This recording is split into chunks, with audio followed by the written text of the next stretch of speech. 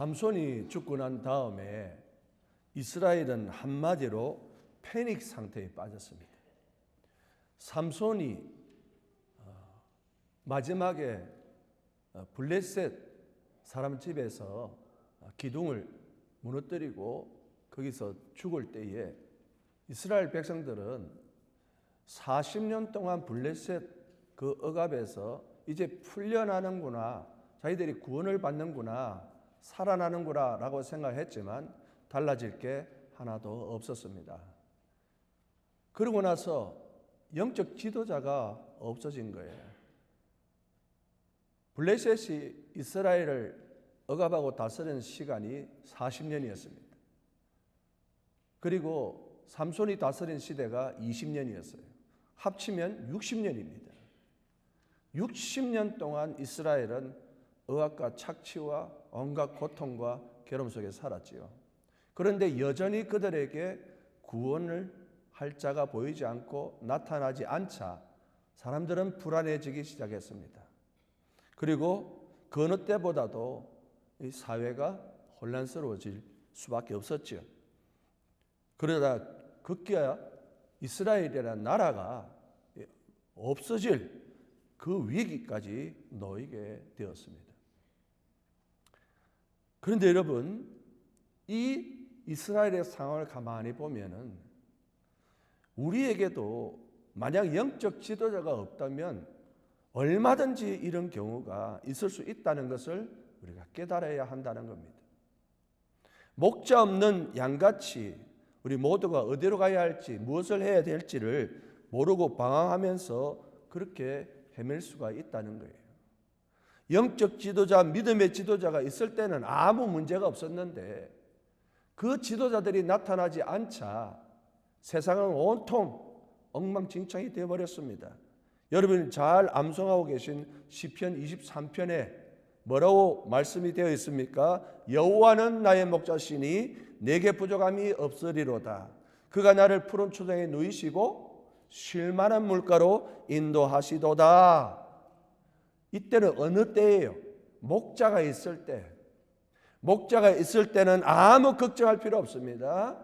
그들은 푸른 초장과 쉴 만한 물가로 인도함을 받기 때문에 아무 문제가 없어요. 그런데 만약에 목자가 없으면 어떻게 된다는 겁니까? 푸른 초장, 맑은 물가도 없이 그저 그들은 어디로 가야 될지를 모르고 먹을 것도 제대로 먹지 못하는 그런 상황에 놓이게 된다고 하는 것이죠. 그만큼 양들에게는 영적 지도자가 절대적으로 필요하다는 것을 오늘 이 말씀을 보면서도 알 수가 있다는 겁니다.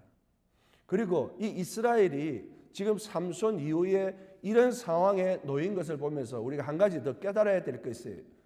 영적 지도자만 중요한 게 아니고 무엇을 길러내지 못했습니까?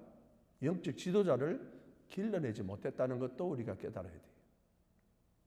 영적 지도자가 오기만을 기다릴 뿐만 아니라 기다려서는 안 되고 무엇을 생각해야 되는 겁니까? 우리 속에서 영적 지도자를 길러내야 되는데 그런 작업을 하나도 하지 않았다는 거예요. 그러니까 막상 위기에 닥쳤을 때 그들을 구원할 자가 있습니까? 아무도 그들을 구원할 못했어요. 영적 지도자도 없었고 영적 지도자를 이을 후계자도 아무도 없었던 것이죠. 심각한 영적인 대혼란을 맞이할 수밖에 없었습니다. 여러분, 저 유럽을 한번 보십시오. 저 유럽이 어떤 나라입니까?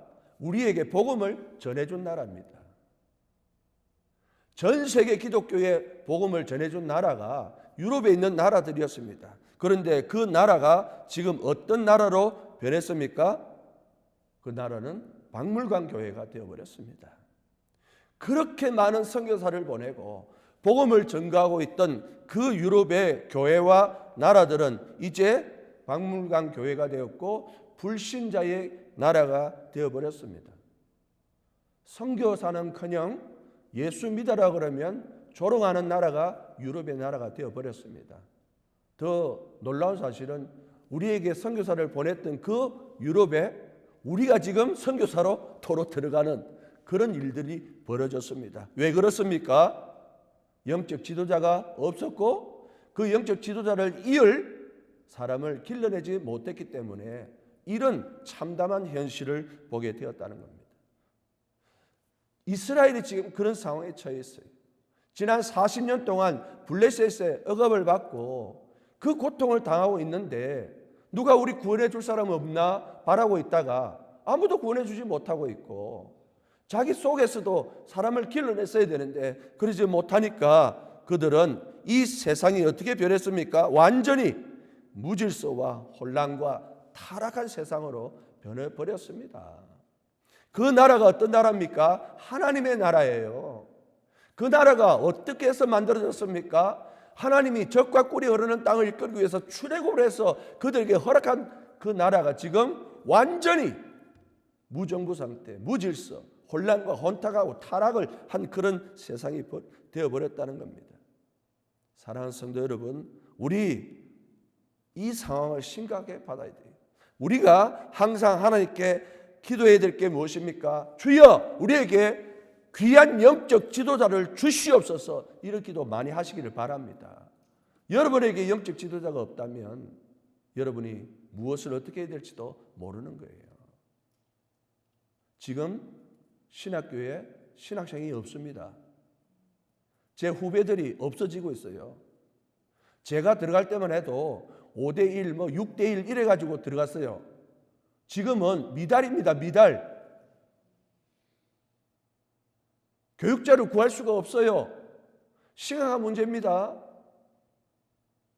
그러니까 우리가 영적 지도자를 달라고 기도해야 되고 우리 거룩한 교회가 이 시대를 구할 영적 지도자를 길러낼 수 있는 그런 교회가 되기를 간절히 축원합니다. 여러분 관심 거기에 가져야 돼요. 그러지 않으면 여러분에게 영향을 미치게 되어 있다는 거예요. 그런데 이렇게 영적 지도자가 있으면 참 좋겠는데 만약에 우리가 바라는 영적 지도자가 나타나지 않고 우리에게 영적 무질서와 타락한 가운데 살아가야 된다면 여러분은 어떻게 살아가야 되겠습니까? 지금 이스라엘이 삼손 이후에 아무런 사사가 나타나지 않았습니다. 우리에게도 그럴 수가 있잖아요. 온갖 거짓 목사들이 얼마나 많아요. 이단들이 얼마나 많습니까? 누구를 따라가야 될지를 몰라요. 참된 지도자, 진짜 목사님이 누군지도 모르고 이 말이 참말인지 거짓말인지 여러분이 강대상에서 목사가 설교하는 말을 여러분이 분별할 수 있다고 생각하시죠? 천만의 말씀이에요. 목사도 속는 게 지금 강단에서 하는 설교입니다. 이단들 하는 얘기를 가만히 들어보면 제가 느끼는 건 와, 성도들 그냥 속겠구나. 이단들이 얼마나 말을 잘하는지 알아요? 여러분이 분별할 수 있는 그런 힘이 없어요. 기준이 없어서. 그렇기 때문에 정신 바짝 차려야 돼요. 그런 시대가 되었을 때 어떻게 살아야 될 것이냐 하는 문제입니다. 그렇지 않겠어요? 이런 시대가 되었을 때 우리가 그때 생각해야 될 것은 영적 지도자가 있을 때나 없을 때나 항상 변함없이 우리가 물려받은 대로 배운 대로 우리의 신앙을 유지할 수 있기를 간절히 바랍니다. 좌로나 우로나 치우치면 안 돼요. 신앙의 중심을 딱 잡고 있어야 누가 뭐라든지 간에 내가 배우기는 이렇게 배웠고 거기에 틀림이 없어. 그러니까 나는 끌려가지 않을 거야 라는 하는 신앙의 중심이 있을 때만이 어떤 환경이 있다 할지라도 변화가 있다 할지라도 여러분의 중심은 신앙의 중심은 흔들림이 없이 주님께로 향하게 되는 줄로 믿습니다. 빌립보서 2장 12절에 사도 바울이 빌립보 교회에다가 얘기한 거예요. 우리 수요 기도회 때마다 말씀을 우리가 묵상했지 않습니까? 빌립보서 2장 12절 뭐라 그랬습니까?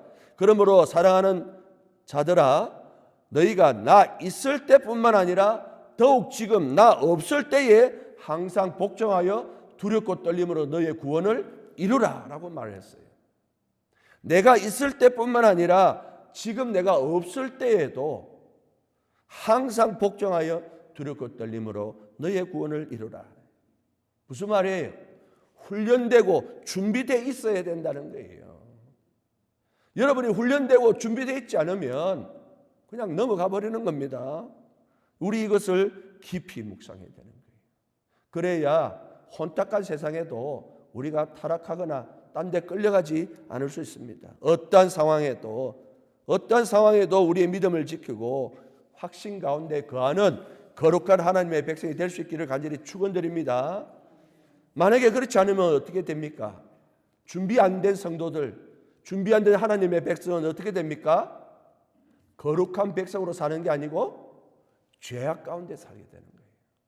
지금 이스라엘 백성들이 삼손 이후에 하나님의 사사가 없기 때문에 구원할 자가 없으니까 어떻게 살았다 했습니까? 무질서하고 영적으로 타락하고 완전히 엉망진창이 되어버렸습니다. 영적으로 육적으로 타락해버리는 것이죠. 준비된 훈련받은 그 믿음과 신앙을 지킬 때에 하나님이 원하는 그 길, 그 삶을 살 수 있게 되는 줄 믿습니다. 여러분, 세상에서 제일 무서운 사회적 혼란 상태가 어떤 때인지 아십니까? 이 세상에서 가장 무서운 사회적 혼란 상태는 옳고 그름이 분별이 안 될 때입니다. 쉽게 말해서 정의가 무너진 거예요. 무엇이 옳은지 무엇이 그런지가 구별이 안 되면 이 세상은 완전히 혼란과 혼돈의 상태로 빠져버리는 거예요. 아수라장이 되어버립니다. 왜 그럴까요? 사탄이 그걸 원하기 때문에 그래요. 사탄은 질서가 있고 뭔가 안정이 있고 평화가 있는 걸 싫어하잖아요. 그러니까 어떻게 하든 질서를 무너뜨리고 타락하게 만들고 그렇게 정의가 무너지도록 옳고 그름 따지지 말라는 거예요. 옳고 그름을 따져야 되는데 옳고 그름 따지지 말라는 거예요. 그럼 뭐라고 얘기합니까? 옳고 그름을 얘기하면은 사람을 싹 말을 바꿔서 뭐라고 그러냐? 다르다고 생각해라. 이렇게 얘기를 하는 거예요. 동성애가 옳고 그러냐라고 얘기를 하니까 야, 그건 다른 거지. 옳고 그런 게 아니야. 이렇게 얘기를 한다니까요. 그럼 사람들이 가만히 들으니까 그러네. 우리 다른 것뿐이지 뭐. 꼭 그렇게 옳고 그름으로 얘기할 필요가 있겠냐? 그럼 사람들이 싹 넘어가 버리는 거죠. 그건 옳고 그름의 문제예요. 다름의 문제가 아니에요. 한국 사람, 미국 사람 이렇게 다름의 문제가 아니고 그건 하나님 앞에서 죄냐 아니냐 옳고 그름의 문제인데 사탄은 옳고 그름의 문제를 다름의 문제로 싹 바꿔버리니까 사탄이 원하는 세상이 된다는 겁니다. 여러분 잘 알잖아요. 소돔과 고모라 한번 보세요. 소돔과 고모라에 옳고 그름이 있습니까? 없어요. 사탄만 좋아하는 세상이 되는 겁니다. 온갖 부정부패 타락이 되어서 얼마나 죄가 많은지. 그래서 그 소돔과 고모라가 어찌 됐습니까? 하나님이 그냥 보지 아니하시고 불바다가 되어버렸잖아요. 하늘에서 불이 떨어졌습니다. 그래서 소돔과 고모라가 멸망했습니다. 그런데 놀라운 사실은 불덩이가 하늘에서 떨어지기 전까지 사람들은 알고 있었을까요? 몰랐을까요? 전혀 모르는 거죠. 그냥 자기 사는 대로 사는 거예요. 불 떨어질 때도 왜 하늘에서 불이 떨어지지? 아마 이랬을 거예요. 노아 홍수 시대는 어떻습니까? 말씀에 죄악이 온 세상에 관영하더라 그랬습니다. 죄가 없는 것이 없다는 거예요. 그들은 하늘에서 비가 떨어지는데 이게 뭐지? 왜 하늘에서 물이 떨어지지? 그랬을 거예요. 처음에 무릎까지 물이 찼을 때도 그 사람들은 물에 빠져 죽을 거라고 생각을 못했을 거예요.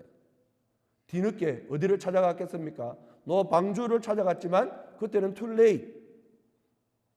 사랑하는 성도 여러분, 준비되어 있는 자들만이 하나님의 인도하심을 받을 수 있는 줄 믿으시길 바랍니다. 준비된 자들만이 죄악된 세상 가운데에서 구원을 받는 그 놀라운 사실을 여러분 기억하시고 어떠한 혼란이 있고 어떠한 문제가 있다 할지라도 세상에 천지개벽이 있다 할지라도 여러분이 양육받고 훈련받은 대로 신앙 지키고 믿음 지키면 여러분은 살아날 수 있게 되는 줄로 믿습니다. 이거를 분명히 기억하셔야 돼요. 그런데 너무나도 안타깝게도 이스라엘은 준비가 되어 있지 않았습니다. 말씀드린 것처럼 삼손이 죽고 난 다음에 이스라엘은 여전히 블레셋의 그 치하 속에서 너무나도 고통스럽게 살았어요. 그들의 삶은 삶이 아니었습니다. 그러니까 그들 마음속에서 해방되고 싶다, 잘 살고 싶다 하는 마음이 있었겠지요. 그러니까 사람들은 이제 자기 속에서 내가 못 살지만 잘 살고 싶다, 내가 해방되고 싶다라는 욕심은 있다 보니까 그러다 보면 어떻게 됩니까? 다른 사람 것을 탐내게 돼 있어요. 내가 부족하고 내가 지금 당장 굶어 죽으면 어찌 됩니까? 옆에 사람 걸 뺏어먹게 되는 거예요. 그게 바로 영적으로 타락해 버리는 그런 시대가 되어버리는 것이죠. 구약에서 보면 이스라엘 바깥에서 적이 쳐들어왔을 때 어떤 일이 있었습니까? 자기 자식을 삶아 먹는 그런 비참하고 정말 참혹한 일이 생기지 않습니까? 그렇게 영적으로 타락하면 모든 것이 무너지게 되어 있습니다.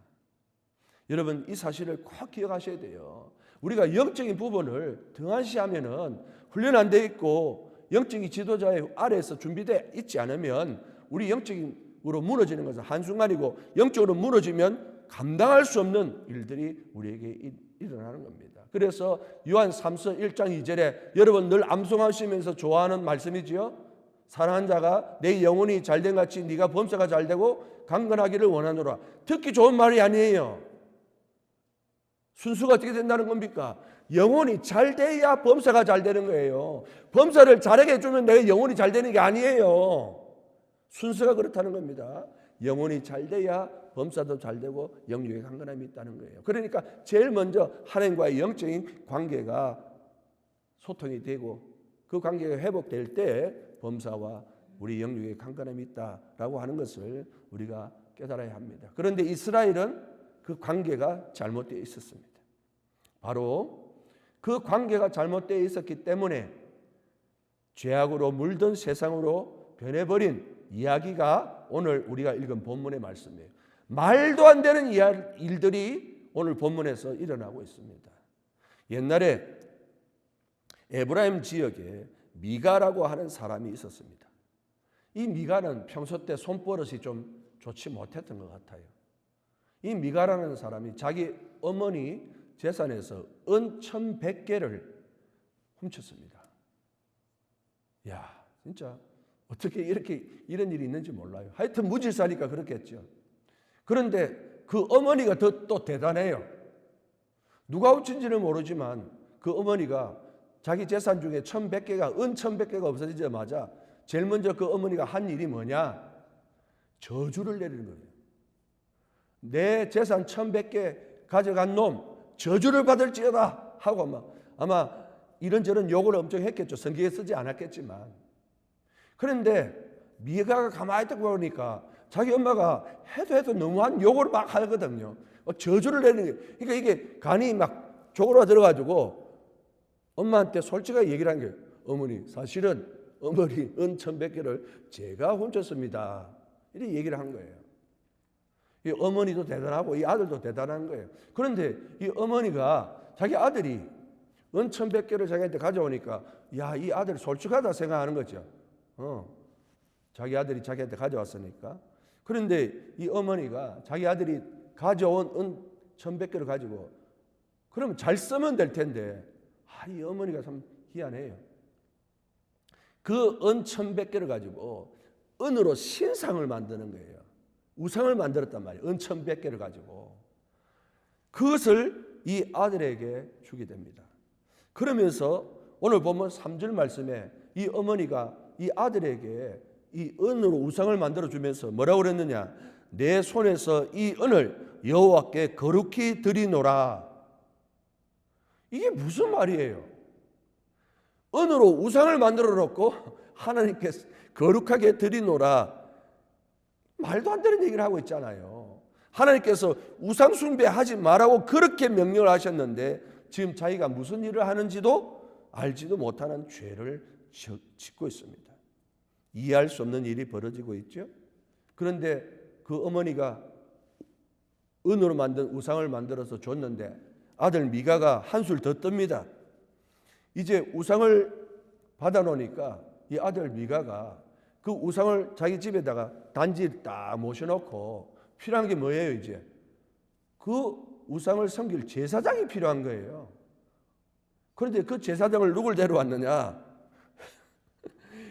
이 미가가 제사장으로서 레위 사람을 데려왔습니다. 여러분, 레위 사람은 어떤 사람입니까? 레위 사람이 누구에게 제사 지내는 사람이 레위 사람입니까? 오직 여호와 하나님에게만 제사 지내는 사람이에요. 그렇게 구별된 사람이 레위 사람들입니다. 그런데 지금 그 레위 사람이 누구를 제사 지냅니까? 우상, 은으로 1100개 만든 그 우상에게 레위 사람이 하나님을 제사를 지내야 되는데 그 우상에게 제사 지내려고 레위 사람을 제사장으로 삼았습니다. 그리고 나서 기가 막힌 말을 합니다. 마지막 13절에 뭐라 그랬습니까? 이에 미가가 이르되 레위인이 내 제사장이 되었으니 이제 여호와께서 내게 복 주실 줄을 아노라. 정말 어이가 없어도 이렇게 어이가 없을 수가. 예? 신상을 만들어 놓고 우상을 만들어 놓고 레위 제사장을 자기가 데려다가 제사장을 만들어 놓으니까 하나님이 나한테 복을 주실 것이다 라고 얘기를 하고 있다는 겁니다. 여러분, 이게 말이 되는 소리입니까? 어떻게 우상을 섬기면서 거기에 레위인까지 우상 숭배하게 만들고 자기가 하나님께 복을 받을 줄로 생각을 하겠느냐? 그런데 이런 시대가 언제 있었다는 겁니까? 더 이상 하나님의 영적 지도자가 나타나지 않고 이 시대에 하나님의 말씀이 없는 그 상황에서 이런 일이 벌어졌다는 거예요. 제가 말씀드렸죠? 앞으로 이런 시대가 올 수 있습니다. 종말의 때가 가까우면 저는 시한부 종말을 절대 반대하지만 그러나 때가 가까운 것만은 사실이에요. 세상 돌아가는 걸 보면은. 근데 우리가 준비하고 있어야죠. 준비 안 하면은 이런 일이 벌어진다니까요. 어디서? 교회 안에서 그런 일이 벌어지는 거예요. 말도 안 되는 소리지만 미가는 그렇게 믿고 있었습니다. 미가의 믿음이 대단한 믿음이에요. 우상을 만들어 놓고 거기에 레위 제사장 세워놓고 하나님 자기에게 복을 줄 것이라고 하는 그 믿음을 누가 따라갈 수 있겠습니까? 그런데 그의 믿음은 완전히 착각이죠. 완전히 잘못된 믿음을 가지고 있는 겁니다. 정말 하나님이 미가에게 복을 주셨을까요? 그러면 이거는요, 이 미가가 가지고 있는 믿음은 어떤 믿음하고 같으냐면 도박하는 사람들 있잖아요. 도박하는 사람들이 하나님 한 번만 나한테 기회를 주시옵소서. 한 번만, 이거 될 것 같은데. 그때는 또 아멘도 엄청 열심히 해. 아멘 주시옵소서 막. 그런 사람 있잖아요. 자기가 도박을 하면서 하나님 나 도와주실 거야. 믿습니다. 우리 집사람 금요철야 기도까지 하고 막 이런 말도 안 되는 소리를 하고 있는 거예요. 어떤 사람은 또 거짓말을 하는데 자기가 거짓말 하잖아요. 거짓말 하는데 기도를 이렇게 하나님 내가 거짓말하지만 저 사람 귀에는 참말로 듣게 하여 주옵소서. 뭐 이런 얘기를 하는 거예요. 그것처럼 미가가 하나님 앞에 그렇게 지금 신앙생활을 하는 것이죠. 그런데 하나님이 그런 자에게 복을 주실까요? 절대 그렇지 않죠. 오히려 하나님이 재앙을 내리셨습니다. 어떻게 재앙 내렸느냐? 하나님이 단 지파 사람 600명이 와가지고 완전히 그 집을 싹 쓸어가 버렸어요. 완전히 초토화시켜 버렸습니다. 사랑하는 여러분, 우리는 하나님의 복을 잘못 알면 안 돼요. 그게 마치 복 받는 것처럼 생각하는 그 자체가 잘못됐다는 겁니다. 내가 죄를 짓고 있으면서 하나님께 복을 받을 거야라고 생각하는 것은 하나님을 모욕하는 것입니다. 하나님의 복이 뭔지도 모르고 어떻게 하면 하나님의 복을 받는지 도무지 알지 못하는 그런 사람들의 착각이라는 거예요. 근데 다시 말씀드립니다. 이게 세상 사람들 얘기가 아니고 누가 이런 생각을 한다고요? 하나님의 백성 가운데에 이런 생각을 가졌다니까요. 그리고 그 믿음, 그 신앙은 대단한 거예요. 우상 만들어 놓고 레위 제사 와가지고 복을 주실 줄 믿습니다. 이게 좀 더 쉽게 설명하면은 교인 집에 절에 불상을 해놓고 목사님 모셔가지고 목사님 예배 드려주세요. 이런 거 똑같은 거잖아요, 지금. 그런데 그런 일이 실제로 있었다는 거예요. 그렇게 하나님의 복을 잘못 알았다는 겁니다. 여러분, 우리 이런 거 정말 조심해야 돼요. 제대로 알고. 그래서 오늘 설교 제목이 뭐예요? 왜곡된 하나님의 복이에요. 우리가 하나님의 복을 스스로 잘못 왜곡시키는 거예요. 하나님이 왜곡된 복을 주는 게 아니에요. 우리가 하나님의 복을 왜곡시키는 거라니까요. 우리가 그것을 깨달아야 합니다. 그러므로 사랑하는 성도 여러분, 우리는 하나님의 복을 기대하기 전에 무엇을 먼저 해야 될까요? 우리 자신을 먼저 돌아봐야 합니다. 시편 1편 1절과 2절에서 뭐라고 말했습니까? 이 시편 기자가 말합니다. 복 있는 사람은, 시편 1편 제일 먼저 복 있는 사람은 뭐라고 그랬어요? 악인의 꾀를 따르지 아니하며 죄인들의 길에 서지 아니하며 오만한 자의 자리에 앉지 아니한다. 제일 처음 뭐 하는 거예요? 모든 죄를 멀리하는 거예요. 누가? 복 있는 사람이에요. 복 받으려면 자기 자신의 죄부터 없애는 거예요. 그래서 악인들의 꾀를 따르지 아니하고 죄인들의 길에 서지 아니하고 오만한 자리에 같이 앉지, 아예 상종을 안 한 겁니다. 그러고 나서 뭐합니까? 오직 여호와의 율법을 즐거워하며 그의 율법을 주야로 묵상하는도다. 이게 복을 받는 사람이고 하나님의 복이 뭔지 아는 사람이라는 거예요. 실컷 죄짓고 자기 하고 싶은 대로 다 하고 그러면서 주시옵소서, 뭐를 달라는 거예요 도대체? 이런 우리의 신앙을 먼저 돌아봐야 된다는 거예요. 여러분, 제가 볼 때는 성경에서 형통의 복을 제일 많이 받은 사람은 요셉이라고 생각해요. 요셉은 성경 말씀에 보면 형통이라는 단어가 상당히 많이 나옵니다. 그런데 요셉이 형통의 복을 받았는데 그가 어떻게 이 형통의 복을 받았느냐? 창세기 39장 9절에 보면 딱 답이 나와 있어요. 창세기 39장 9절에 이렇게 되어 있습니다. 이 집에는 나보다 큰 이가 없으며 주인이 아무것도 내게 금하지 아니하였어도 금한 것은 당신뿐이니 당신은 그의 아내임이라. 그런즉 내가 어찌 이 큰 악을 행하여 하나님께 죄를 지으리까? 그가 형통의 복을 받은 비결이 뭐예요? 하나님 앞에서 이 큰 죄악을 어찌 행하겠습니까? 그래서 하나님 보시기에 심히 좋았더라. 그래서 그 요셉에게 형통의 복을 주셨다는 것입니다. 사랑하는 성도 여러분, 죄를 짓지 않고 하나님의 말씀에 순종하면 하나님의 복은 임하게 되는 줄 믿으시기 바랍니다. 이거를 깨달아야 돼요. 그러므로 아무리 세상이 혼란스럽고 환경이 힘들어도 여러분 바른 신앙으로 하나님의 복을 받을 수 있기를 간절히 축원합니다. 상황이나 환경이 바뀌었다고 목사님 이거 어쩔 수 없잖아요, 그런 말 하지 말라는 거예요.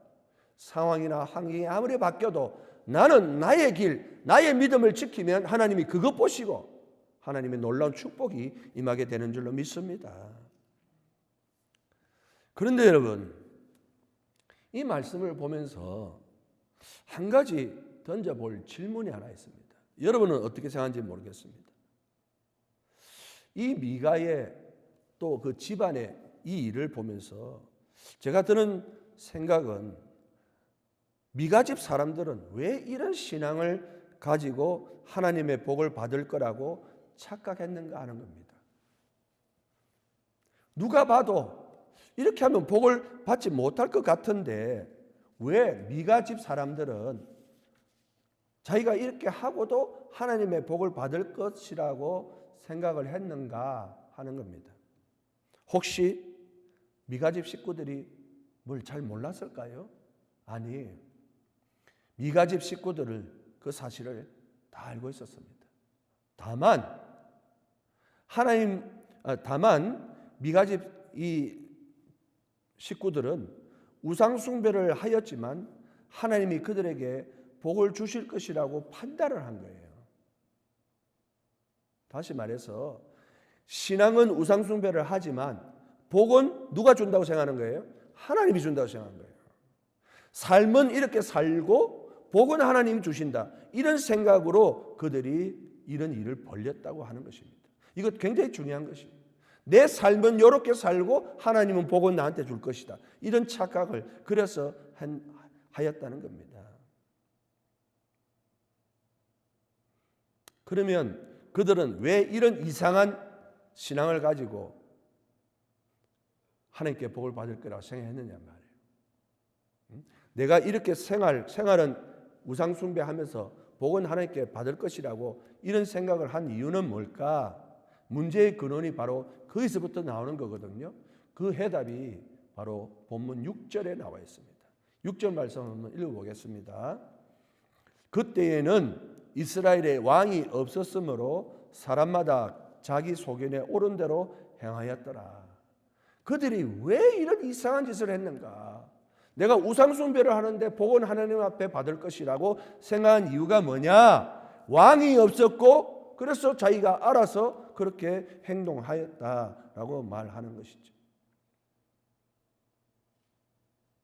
사랑하는 성도 여러분, 이 미가 집안 식구들이 한 이 답변에서 우리 두 가지를 생각해 봐야 돼요. 첫 번째, 정말 이스라엘에 왕이 없었는가? 그들의 이유가 왕이 없었기 때문에 내가 이렇게 행동했다 그러는데 왕이 정말 없었는가? 둘째는 자기의 소견이 정말 옳았는가라고 생각을 해봐야 돼요. 왕이 없어서 이렇게 했는데 정말 왕이 없었느냐? 두 번째로는 그렇게 하는 게 맞았느냐라고 하는 것을 따져봐야 된다는 거예요. 첫 번째로 이스라엘에 정말 왕이 없었을까요? 이스라엘에 왕이 없어서 이렇게 말도 안 되는 죄악을 지었을까? 아니죠. 여러분 잘 생각해 보세요. 이스라엘이 가나안 땅을 들어오기 전에 하나님께서는 세 가지를 주셨다 그랬죠. 제일 처음에 뭐를 주셨습니까? 백성을 주셨습니다. 그리고 가나안이라는 땅을 주셨죠. 그리고 뭐를 주셨어요? 그 나라에서 지켜야 될 법을 주셨죠. 그런데 여기에 뭐가 없어요? 왕이 없어요. 그런데 진짜 왕이 없습니까? 백성을 다스리고 땅을 보호하고 법을 지켜 행하는 모든 통치하심이 누구였습니까? 여호와 하나님이에요. 여호와 하나님이 모든 것을 다스리고 통치하는데 지금 하는 얘기가 뭐예요? 왕이 없다고 얘기를 한다는 거예요. 말도 안 되는 얘기죠. 그들에게 백성을 땅을 주시고 법을 주시고 다 했는데 그들은 그 하나님을 왕으로 인정하지 않았다는 겁니다. 미가와 그 어머니가 왜 그렇게 말도 안 되는 우상 숭배하면서 하나님의 복을 달라고 하는 이유는 그들은 하나님을 인정하지 않았습니다. 왜 인정하지 않았습니까? 하나님 눈에 보이지 않았기 때문에 그래요. 눈에 보이지 않는 하나님, 이게 제일 큰 문제예요. 여러분 하나님 눈에 보이십니까? 눈에 안 보이죠? 그러면 이런 죄를 범할 수도 있는 거예요. 이거 정말 조심해야 되는 거예요. 왜? 이스라엘이 삼손이 죽고 난 다음에 이스라엘의 다음 지도자가 나타나지 않았다 그랬죠. 하나님 보이지 않습니다. 지도자 없어요. 그러면 어떻게 생각합니까? 아무도 우리를 보호해줄 사람이 없다고 생각하는 거예요. 그런데 정말 보호해줄 분이 없었을까요? 아니죠. 이스라엘을 지금 여기까지 인도하신 분이 누구였습니까? 여호와 하나님이셨어요. 그들을 출애굽하고 홍해를 건너게 하시고 가나안 땅에서 여기까지 모든 원수를 물리치고 보호해 주신 분은 여호와 하나님인데 그 하나님을 인정하지 않는 겁니다. 이유는 보이지 않기 때문에. 보이지 않는 하나님을 그들은 인정하지 않으니까 그들이 무엇을 원했습니까? 보이는 신을 원한 거예요. 그래서 그가 바로 은으로 우상을 만들었습니다. 우리가 이 말씀을 깊이 생각해 볼 때 보이지 않는 신을 인정하지 않는다면 우리는 언제든지 눈에 보이는 것을 따라갈 수밖에 없다. 이런 논리가 되는 거예요. 예? 눈에 보이지 않는 하나님. 그러면 내 눈에 당장 나를 구원할 수 있는 게 뭐가 보이면 그게 바로 우리의 우상이 되는 거죠. 우상이 되면서 나중에는 하나님 복 주겠지라고 하는 이 혼합신앙과 모순된 믿음을 가지게 됩니다.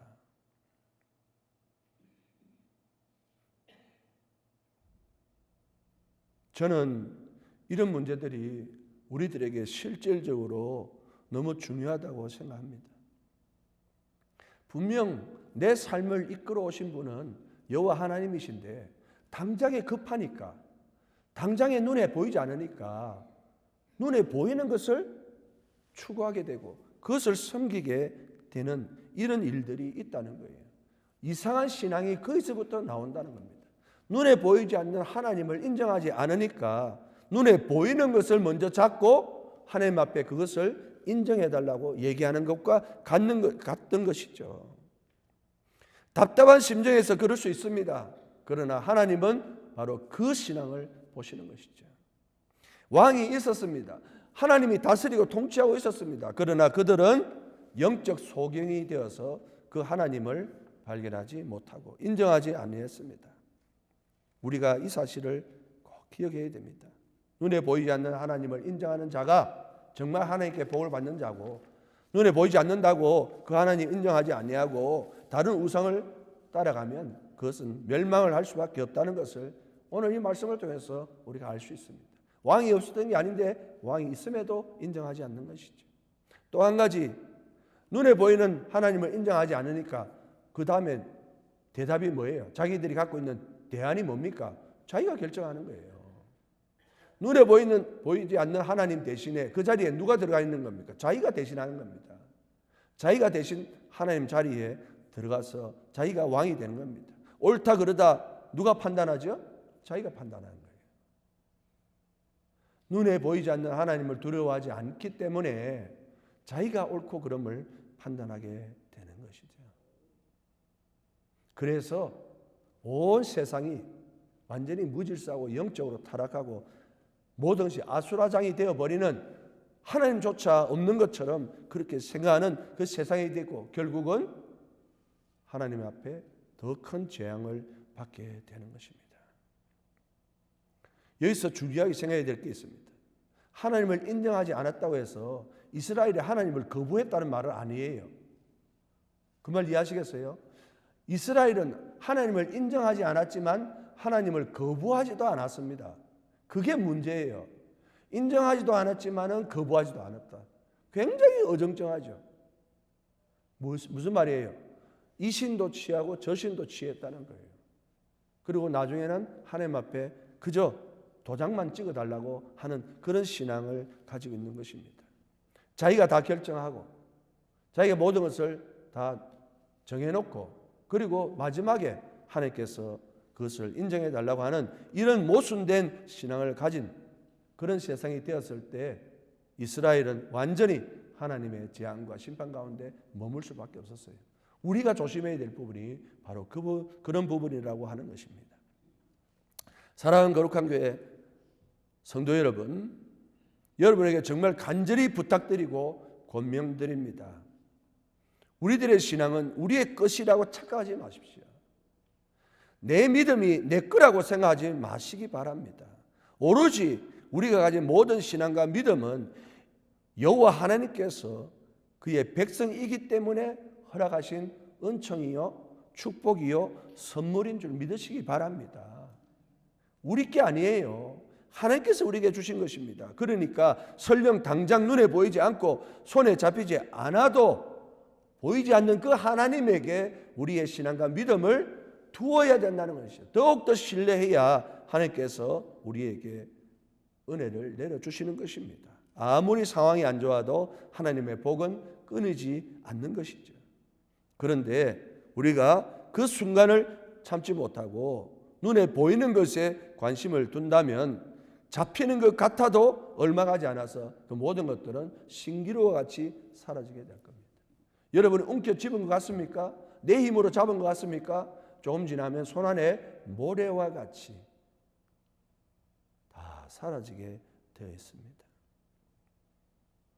우리에게 왕이 없어서 내 마음대로 내 소견에 옳은 대로 행하는 자만큼 어리석고 미련한 자가 없다고 생각하시고 오로지 우리만큼은 보이지 않는 왕이시고 우리를 지금도 다스리고 계시고 머리털까지 세고 계신 그 하나님 아버지만 섬기고 끝까지 믿음을 버리지 아니하고 신앙을 지킬 때 그때 정말 복받는 자들이 될 수 있기를 주의 이름으로 간절히 축원드립니다.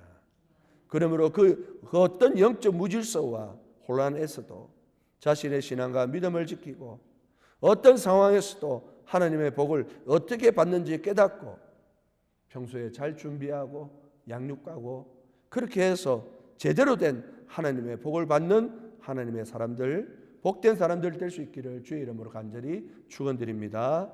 아멘. 기도하겠습니다. 아버지 하나님, 영적 지도자가 없고 하나님도 당장 눈에 보이지 않아서 우리의 신앙이 타락하고 영적으로 무질서하고 죄악 가운데에서 사는 그런 세상이 왔을 때 우리만이라도 제대로 된 신앙과 믿음을 지켜서 잘 준비된 그런 신앙으로 배운 그대로 그 믿음을 유지하고 중심을 잡을 수 있는 저희들이 되게 하여 주옵소서. 하나님은 의인 10명을 찾고 계시는 그 하나님인 줄 믿습니다. 아무리 힘들어도 그 중심이 변하지 않는 한 사람을 찾고 계신 줄 믿습니다.